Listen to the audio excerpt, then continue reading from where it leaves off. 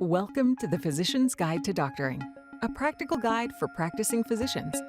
Dr. Bradley Block interviews experts in and out of medicine to find out everything we should have been learning while we were memorizing Krebs cycle.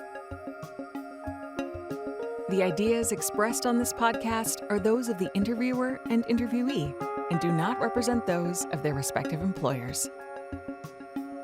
And now, here's Dr. Bradley Block. Dr. Arian Nachat, thanks so much for coming on the podcast. Thanks so much for having me, Brad. Looking forward to our chat.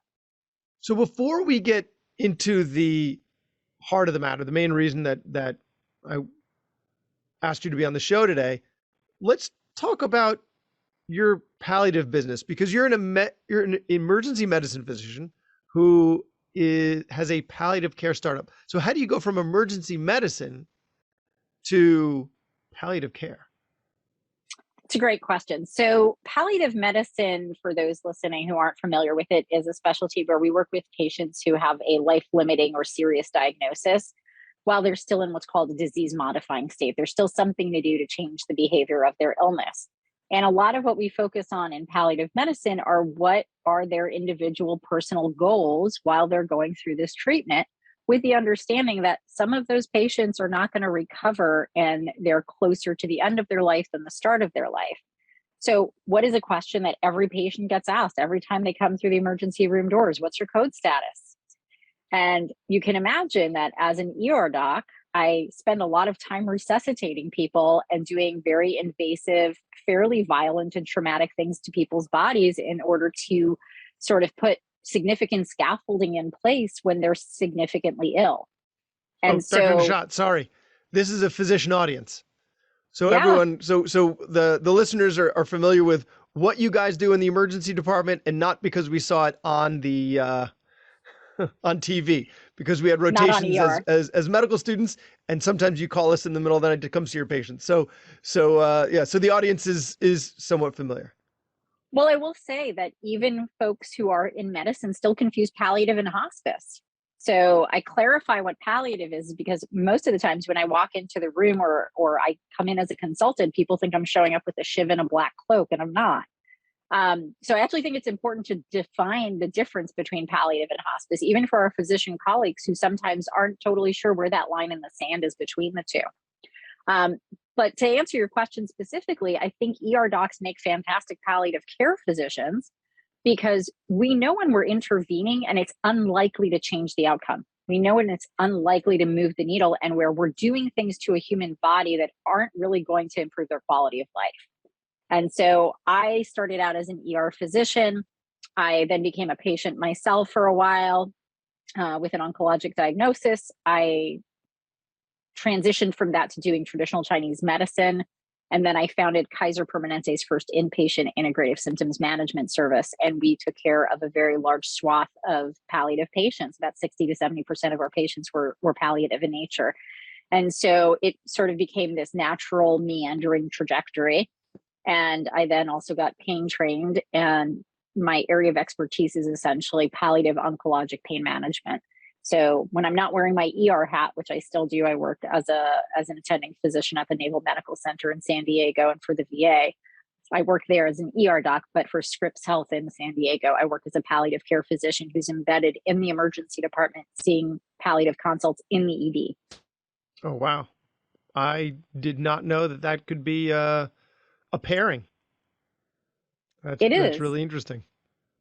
And I think ER docs make really great palliative care physicians because of the work that we do. We really do know when, doing CPR or intubating or putting in a central line or doing anything super invasive is likely to change the outcome. We've all taken care of those patients who have come through the ER, and you're thinking to yourself, what am I doing here? This is not going to help them. This is not going to improve their quality of life, and it might actually worsen their quality of life. Yeah. Makes sense.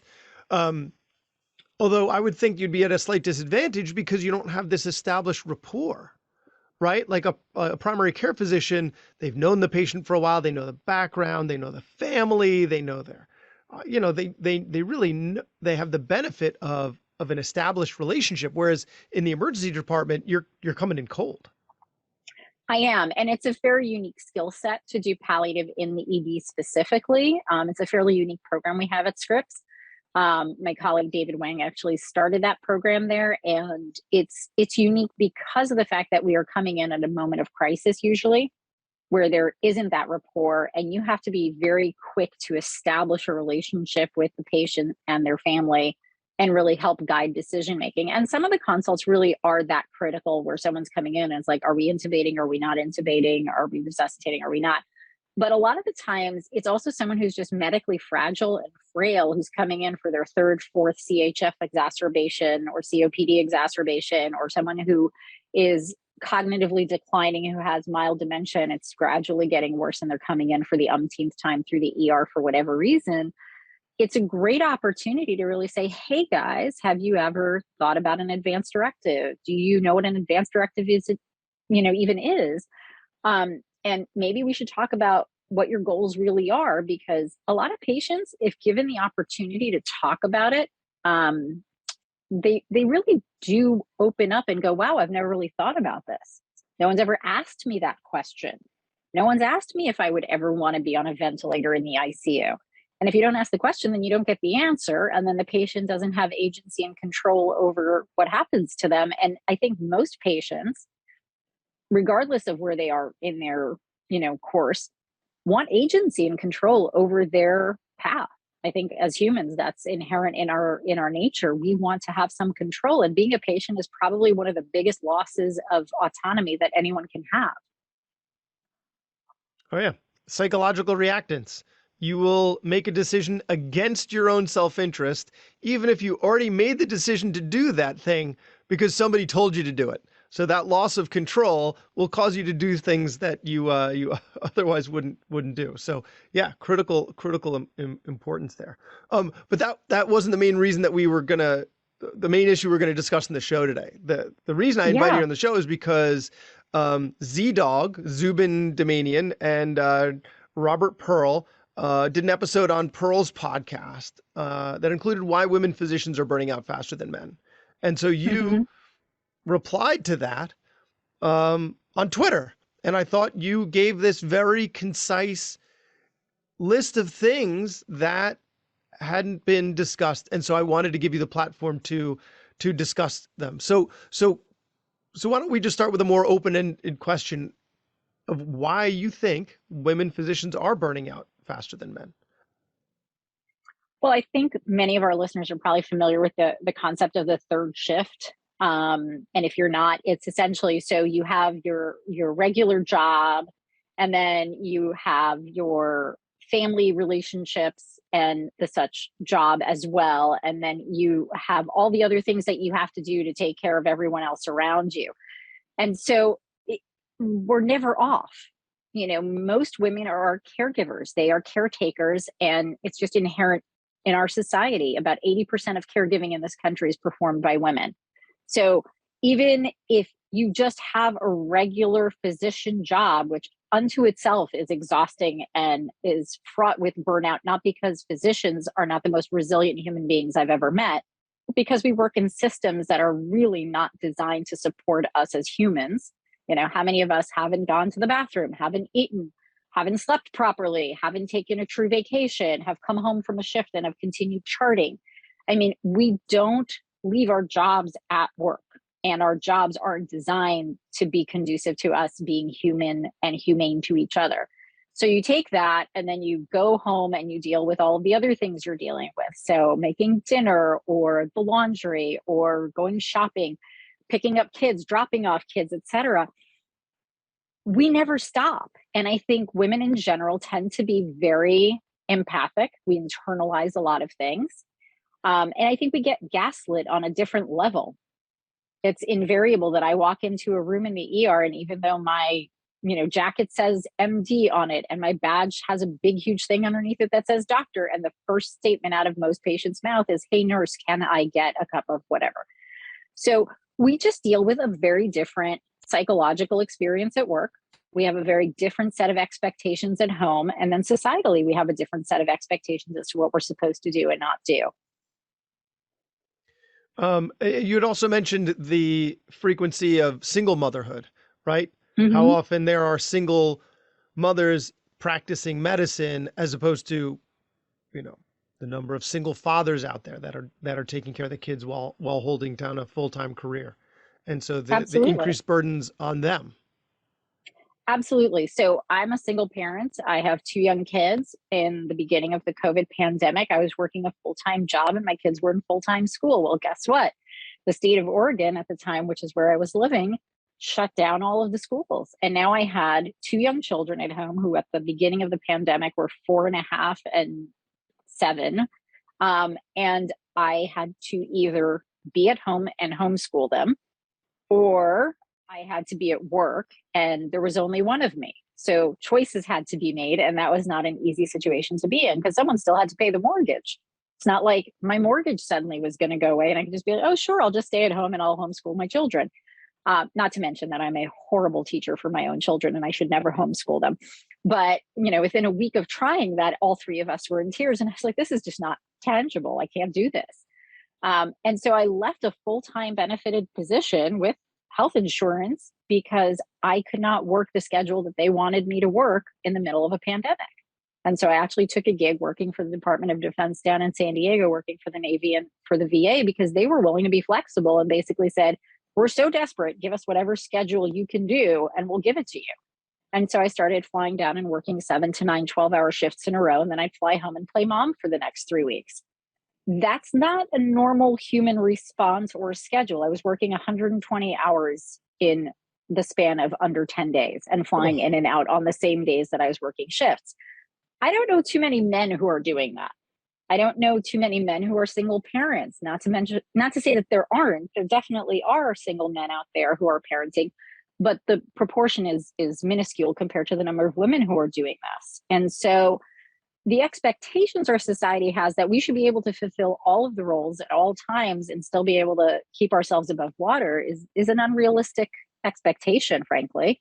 And we don't have the support systems in place to support us. It's not like we have in-hospital childcare. Even when I wasn't dealing with a pandemic and I just had two young children under the age of 5, if you have a sick kid who can't go to school or your nanny calls out, we know that childcare is a huge problem. And then throw into that what happened during the pandemic. I can tell you that coming to work for an ER doctor in the middle of a worldwide pandemic, for which at the time there was no vaccine, it's not like I had a line out the door of people volunteering to take care of my children.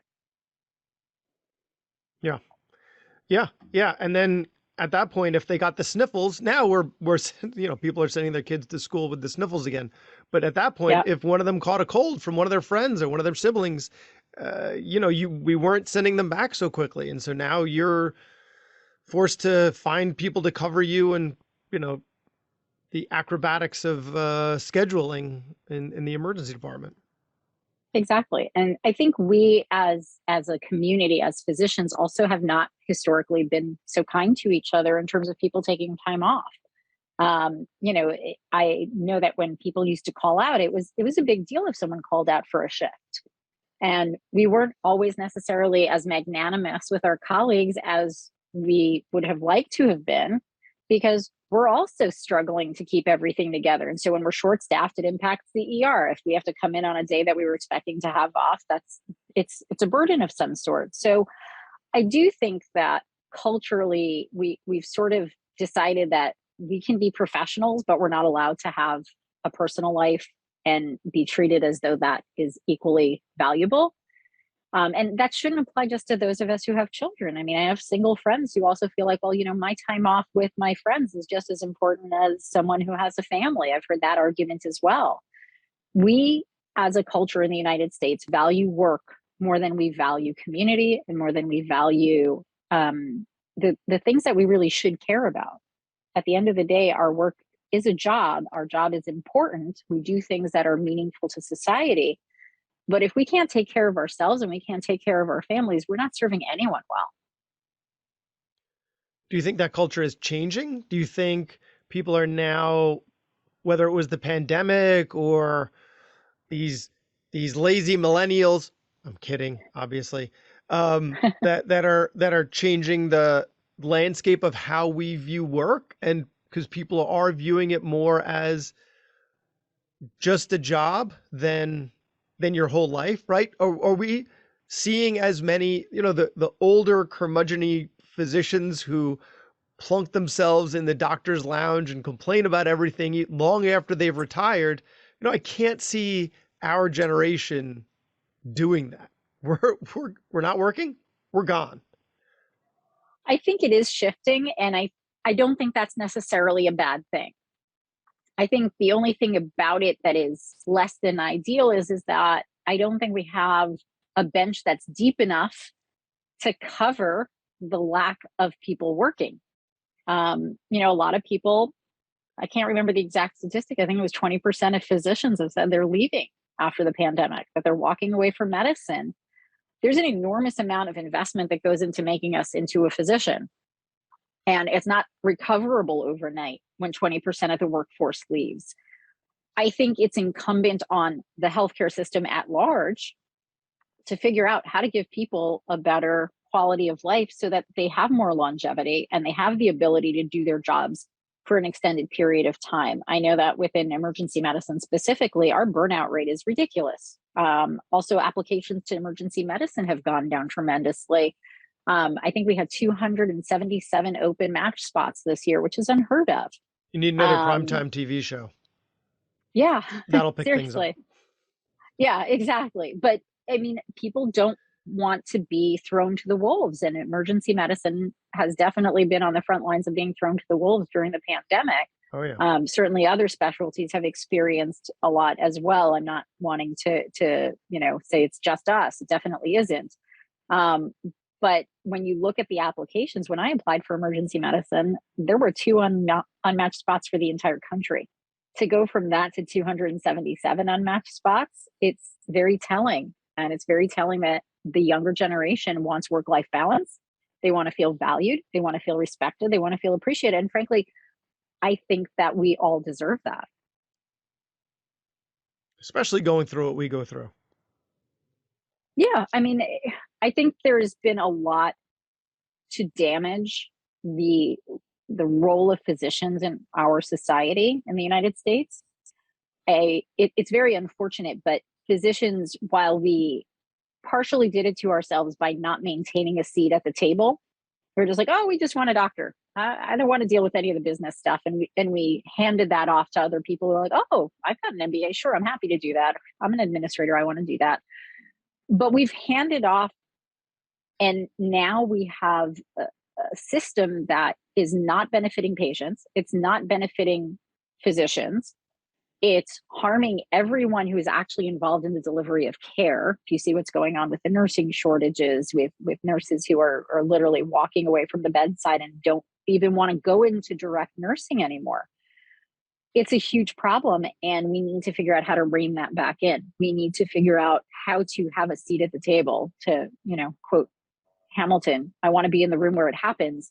Physicians need to be back at the table in the room where it happens, and decisions about how we deliver care need to be back in the minds and hands of those people who do the work, and not people who are sitting outside and telling us how to actually deliver care. And that's a much bigger conversation. I don't know how deeply you want to go into that, but we have jurists and legislators and politicians who are dictating medical care right now. Last I checked, they did not go to medical school. They do not have a license. They have absolutely zero training that qualifies them to make legislation or judicial decisions that dictate medical care. They don't know what they're talking about. I had an episode a long time ago where we were talking about leadership, and my question was, but I am, as you illustrated, you're a single mother of 2 young children and a full-time emergency medicine physician, and you've got a palliative care position. Where do you have the time for leadership? And that was my question. And the answer was, well, if you don't do it, someone else is. And so I think, to your point, anytime we have an opportunity to take a leadership position where it is something that we are passionate about, even if you don't feel qualified to do it, because I bet you're more qualified than the non-physician to do it.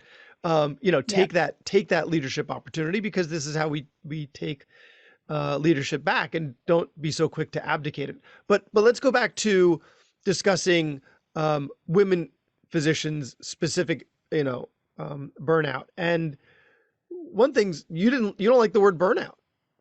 I hate the word burnout. I think the word burnout implies that somehow it's something that I've done wrong. I'm not burning out. The system is causing me to have moral injury. I really dislike the term burnout. It somehow places the blame on the individual who is struggling to function. Yeah, if you weren't more resilient, if you were just more resilient, then you wouldn't burn out. Yeah, I can't remember. I think it was Gavin on Twitter. Right now, his last name is escaping me, but he had written a tweet about healthcare is the only industry where when the canary in the coal mine dies, we ask, why can't we get more resilient canaries? and it really resonated with me when I read that, because it is so true. We are some of the most resilient human beings out there. We spend decades in training and in school and not sleeping and not eating and ignoring our bodies. If we are the ones who are saying, uncle, this isn't working, the answer isn't another wellness module. It's not telling me how to prioritize my EMR inbox. It means that we're not doing this correctly, and we need to change the system so that physicians can actually do their job in a way that is meaningful and impactful. I can't remember which study I was reading, but of a 15-minute primary care visit, 7 or 8 minutes of that visit are entirely dedicated to EMR click boxing, so that we meet whatever is required from a regulatory, billing, MIPS and value-based care, and yeah, all of that. And yes. you know what patients care about? And you know what I care about? None of that. I realize that obviously as an entrepreneur now, and as someone who's building a company, return on investment matters, and you obviously need to be able to pay the bills. You know, no money, no mission is sort of the going phrase within the entrepreneurial world. But when you look at the graphs right now of the growth of physicians, and this is all over the internet, people can just Google this, you know, growth of physicians versus administrators. And you look at the graph, and the line for the physician growth is just this very narrow, thin line in terms of its expansion. And then you look at the administrator side of the graph, and it goes like that. Most of our healthcare dollars are not being spent on delivering the actual care to patients by physicians, period. And yet we're getting blamed for the fact that patients are not getting what they feel they need and want, and frankly deserve, which is time with us and our expertise. Our expertise has been diminished. Our value within the healthcare system has been diminished. And even just our attention, you know, it takes away from the therapeutic relationship. Even if you're giving them the same antibiotic, you can improve the outcome even more with more attention. So they need not just our expertise, but also more, you know, and because we're focused so much on moving on to the next patient, billing, coding, charting, it takes away from the attention that you're giving to them, which affects their outcomes. Because if they feel more of your attention, then they tend to do better. And they also are able to share with you more. I mean, I can't tell you how many times when I sit down with a patient, because I have the luxury of time when I'm in my palliative care role, where I can sit down with a patient for an hour and just talk to them, which I don't know any other specialty that gets to do that other than psychiatry these days. And even then it's a 15-minute hour. Patients tell me things that they've never shared with other physicians who've been taking care of them for years, because they don't have the same kind of time. They're not constrained in the same way. And it hurts me viscerally when, you know, I have a stage 4 pancreatic cancer patient talking to me and no one has had a conversation about goals of care. Oh. I'm like, how do you get to be a stage 4 cancer patient and no one has thought to sit down and go, hey, listen, this is really serious. And you're not getting out of this alive. And we should probably talk, even though we're doing treatment. When do we stop treatment? How do you want to handle that? What do you want to share? In defense of our colleagues, I have encountered many patients, not with pancreatic cancer, I'm an otolaryngologist, but in similar situations. And it seems like you're the first one having this conversation with them. And then you talk to their oncologist, you talk to their radiation oncologist. And they've had those conversations. They just, maybe they weren't the right time. Maybe they didn't stick. Maybe, you know, Yeah, It just absolutely. I'm not saying the those that conversations that aren't that certainly happening. happened. Yeah. I'm not saying conversations aren't happening, but when you are constrained by a 30 patient clinic and, you don't have the ability to just stop the clock and sit there and say, what's on your mind? Patients also don't share what they're worried about, and they don't share what their concerns always are because they're afraid, they don't want to impose, they didn't think about it in that moment. It's not all on the clinicians. It's also about the patients, but the function of all of it is time. The more time you can sit down and actually hold someone's hand and talk to them, person to person, human to human, it's a very different experience. Doctoring today is different than when I started out, which is going to date me now, but I've been in practice. This is my 21st year. Doctoring today is different from 20 years ago, and from conversations I've had with colleagues who are older than I am, and you and I are. This is very different from the patient doctor relationship that existed 40 years ago, 50 years ago, 70 years ago. So it sounds like if we increase our numbers, right? More physicians equals more time because, you can't fit, if you're fitting fewer patients in per day, then that's a longer wait time to get in. So it's a paradox, right? They want to get in a timely manner, but they also want and need more of our time and our attention. So the only way would be increasing the workforce. So either you're going to create more physicians, which I don't think is an unreasonable thing to do, or scope creep, right? Right. Advanced practitioners, the nurse practitioners and the physician's assistants, you give them more responsibilities. So, we've got to do, it sounds like the only answer to that is one of those two things, or maybe a bit of both. I don't have those answers. And I think this is getting a little more in depth than I wanted to about this topic, because I really wanted to focus more specifically on women physicians. And one thing that you had mentioned was childcare. Childcare at the hospital does not sound like an unreasonable. These are huge institutions with huge amounts of money and huge infrastructure. It would not be hard for them to provide childcare. They Right. own blocks and blocks of some of the most expensive real estate in the country. To create some childcare for their staff seems like it would go a long way, especially towards, just in their own self-interest. Retention, employee retention. Oh, if I leave this job, I'm going to lose my childcare. Like, right? The golden handcuffs. The golden handcuffs. You Yeah. got to speak I their mean, language, though. You got to speak their language if you're going to get what you want. And so you incentivize them in the right way, and they can make it happen. So that seems like a great idea. Any other ideas for how we can better support our women physician colleagues? sure. I think that modifying schedules based on where you are phase of life wise in terms of women, I can tell you that working night shifts as a pregnant 32-week mom in the ER, not a great plan. Providing meals, providing resources so that when you are at work, you actually do take a break and you eat something.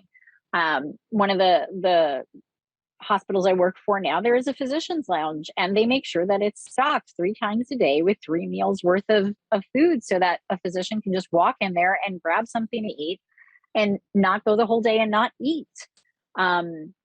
Giving women in particular who are either pregnant or lactating or recently postpartum the ability to morph their schedules, to decrease their FTE, to accommodate those changes in their life. Giving women the ability to take time off after delivering or adopting, to be able to take a full 3 to 6 months off. The physical changes that a woman experiences related to pregnancy and childbirth are no joke. And I think that the expectation, and especially of our younger, more junior colleagues who are in training, so residents, for example, they have to get X number of weeks worth of rotations in order to graduate. How do you manage that when you have someone who just had a baby? They need the time off. They're working a grueling schedule. We know that women who are in medicine have higher miscarriage rates, more infertility. There are lots of reasons behind it, but some of it has to do with our circadian rhythms, our scheduling, delaying having children. There's so many elements to that that don't get addressed when we are training our young women physicians, when we're supporting them going through life changes such as that. And I think that if institutionally it just was standard, you are pregnant, you get taken off of night shift after your second trimester, period. You just don't get to do that shift anymore. You don't get to work clinically standing on your feet for 12 hours a day in the last few months. We're going to modify your schedule to something that's more light duty oriented. Now, granted, I realize that there are some women who may opt not to take advantage of those changes and who may still want to work all the way till the end and who may not feel like they should have to modify because of it. But the reality is a lot of women won't even ask because they know it's frowned upon or that it will be perceived poorly. If the standard is you get this and you still choose to work beyond that, that's fine. But at least it doesn't make them have to ask for it. Having locations within the hospital for lactating moms to pump, for example. I remember literally pumping in an ER room with putting a piece of 8x11 paper taped onto the window for that room so that I could pump after I delivered my first child. That's ridiculous. That's not really fair. It puts everyone in an awkward position. Someone walks in unexpectedly. You're sitting there with your pumping equipment. It's just not cool.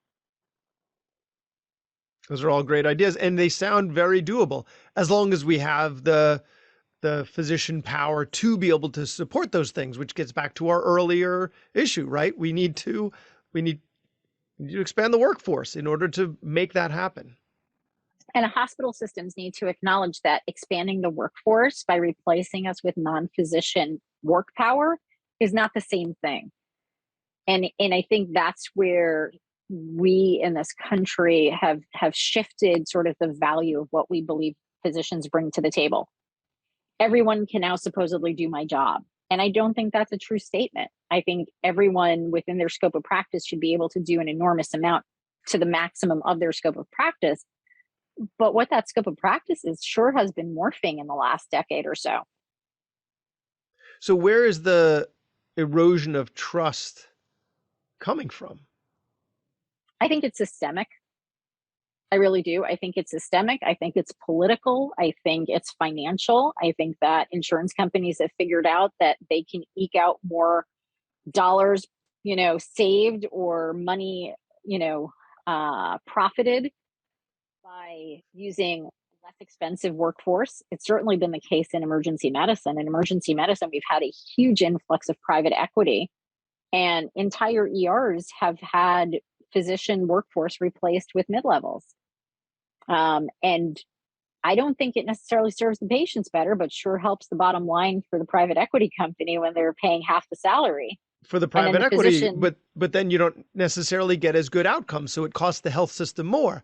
And the health system is subsidized by the taxpayers. And so ultimately, the money from the taxpayers is going into private equity's pocket. They've found a way, like that's how they're making the money, is because they're decreasing their costs, and yet the patients are still coming through at the same pace. And so, the revenue is the same or similar, and the costs are lower, and so they're making the money, but the patients are arguably not doing as well. And the liability is falling to the physicians who are having to co-sign those charts by contract, whether they've seen them or not.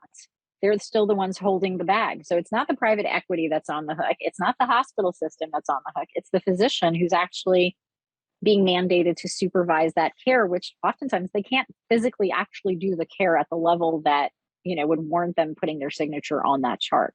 Yeah. And don't get me wrong. I've worked with phenomenal PAs and NPs over the year. I mean, phenomenal people who I would trust to take care of me.